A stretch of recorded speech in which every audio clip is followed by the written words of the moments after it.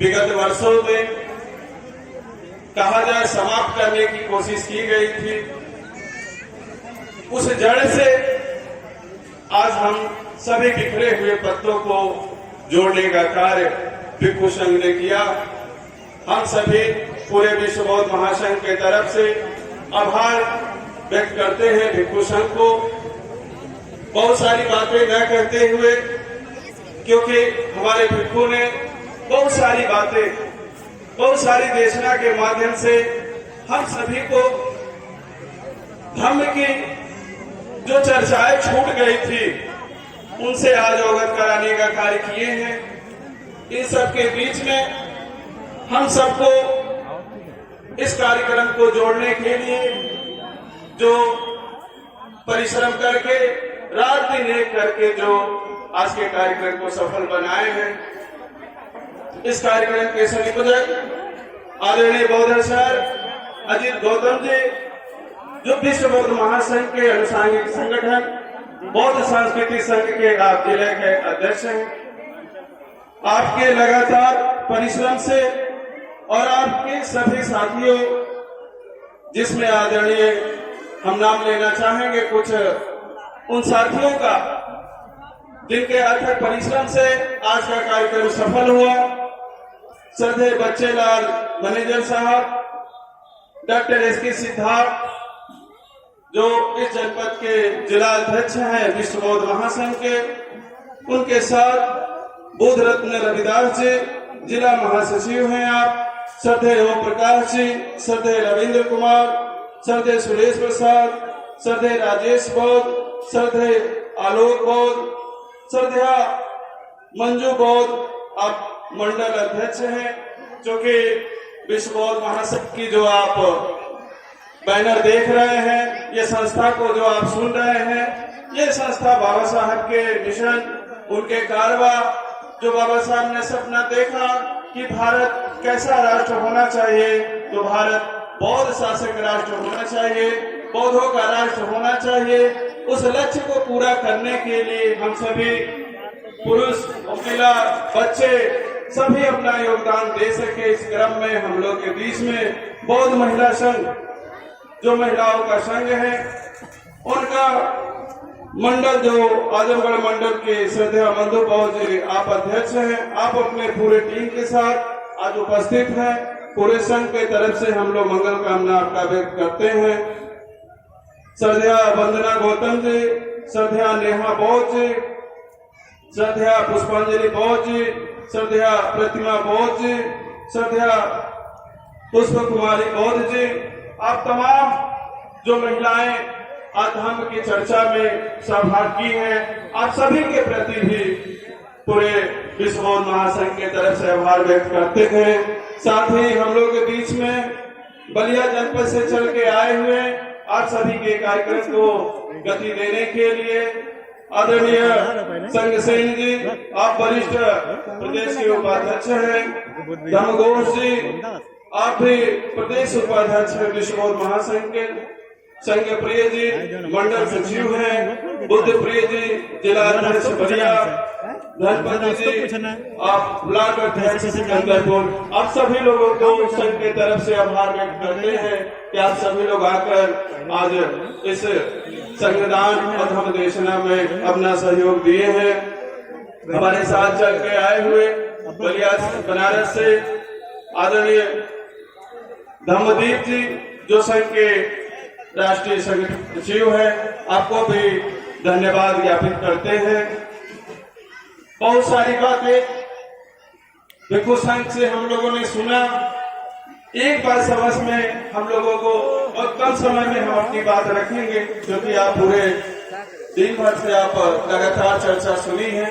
बस हम 10 मिनट में अपनी बात रख के अपनी बातों को हम समाप्त करेंगे।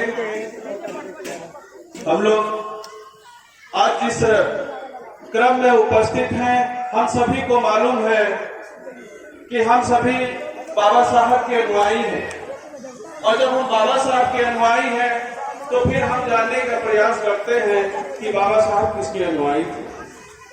और जब हम यह देखते हैं तो पाते हैं पूरे भारतवर्ष में या विश्व में भी अगर बाबा साहब की प्रतिमा प्रतिमा अगर कहीं रहती है तो हम देखते हैं कि बाबा साहब की प्रतिमा के साथ भगवान बुद्ध जुड़े रहते हैं। वो भगवान बुद्ध जुड़े क्यों रहते हैं?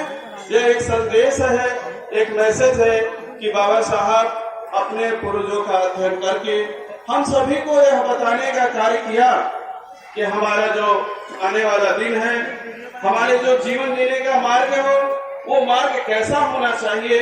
तो हमारा मार्ग धर्म के अनुसार होना चाहिए और तमाम बातों को बाबा साहब आगे बढ़ाते हुए हम सबकी आजादी के लिए जो संघर्ष किए, जो कार्य किए, जिसके बदौलत आज हम जो थोड़ी बहुत भी सम्मान पूर्वक जीवन जीने के लिए आज हमें अधिकार मिला है, उन तमाम कार्यों के पीछे हम देखते हैं बाबा साहब ने जो संघर्ष किया, वो संघर्ष के पीछे बाबा साहब की अगर ताकत कोई था तो वो ताकत था भगवान बुद्ध।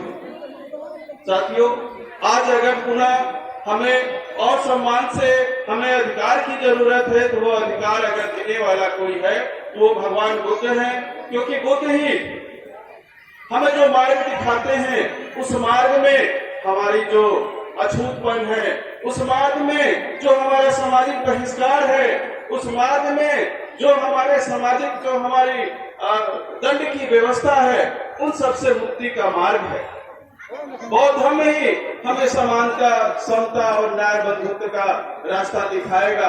और जहां हम समानता की बात करेंगे, जहां हम अपने स्वतंत्रता की बात करेंगे, जहां हम बंधुता की बात करेंगे, वहां हमारा जो सामाजिक बहिष्कार है समाप्त हो जाएगा।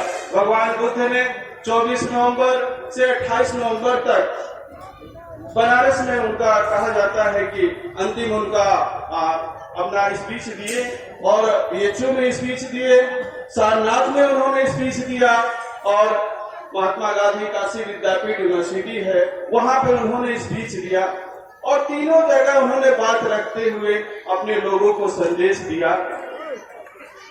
बाबा साहब ने कहा कि जो किताबी ज्ञान की अगर बात है तो यह ज्ञान की सच्ची उपासना नहीं हो।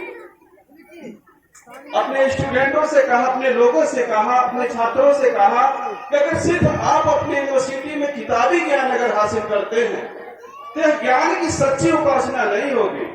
अगर आपको सच्ची उपासना करना है तो हमें अपने इतिहास का भी अध्ययन करना होगा, क्योंकि इतिहास ही हमें अपने भविष्य निर्माण का मार्ग देगा। इतिहास रूपी नींव पर ही हमारे भविष्य रूपी इमारत का निर्माण खड़ा होगा।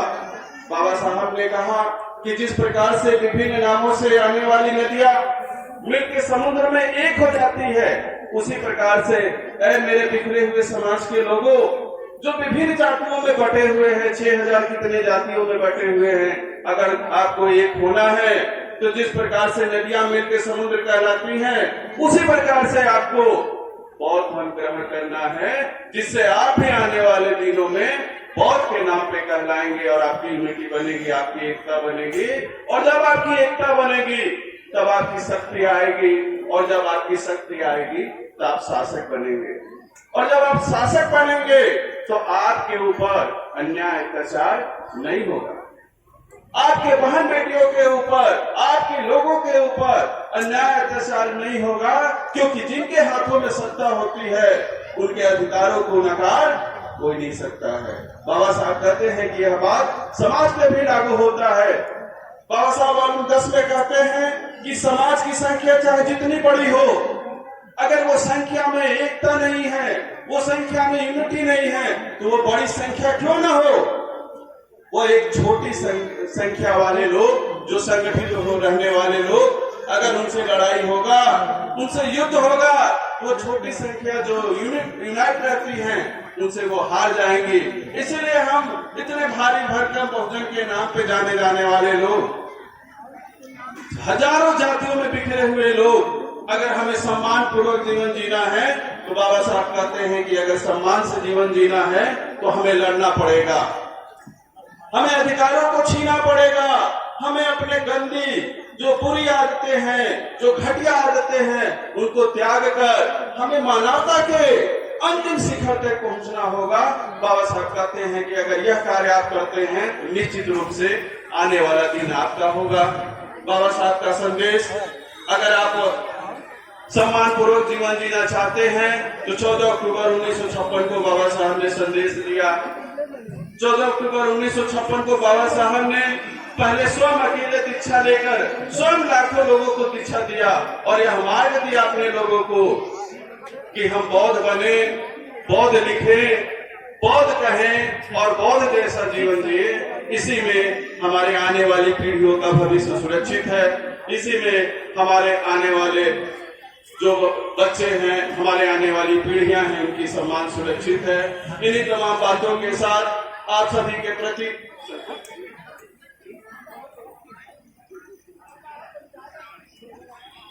के प्रति आभार व्यक्त करते हुए, क्योंकि लगातार आप लोग बहुत देर से बातों को सुन रहे हैं, लगातार समझ रहे हैं। हम लोग पुनः आएंगे, जो बहुत सारी बातें हैं उसको आपके बीच में हम लोग पुनः रखने का कार्य करेंगे, क्योंकि लगातार जब हम बातों को सुनेंगे तो निश्चित रूप से हमें वो जो बाबा साहब ने कहा था, जो बाबा साहब ने हमें आदर्श, जो नियम, जो कानून की बातें बताया था, उसको समझ में आने का हमें साहस मिलेगा। आप सबके प्रति आभार व्यक्त करते हुए, मंगल कामना व्यक्त करते हुए कि आप सभी बड़े धैर्य पूर्वक अपने भिक्षु संघ के विचारों से अवगत हुए, पूरे धर्म के बातों से अवगत हुए। निश्चित रूप से आने वाला दिन आप सभी का होगा, हम सभी को होगा, हम बौद्धों का होगा। इन्हीं सभी बातों के साथ आप सभी प्रति आभार व्यक्त करते हुए नमो बुद्धाय, जय हिंद।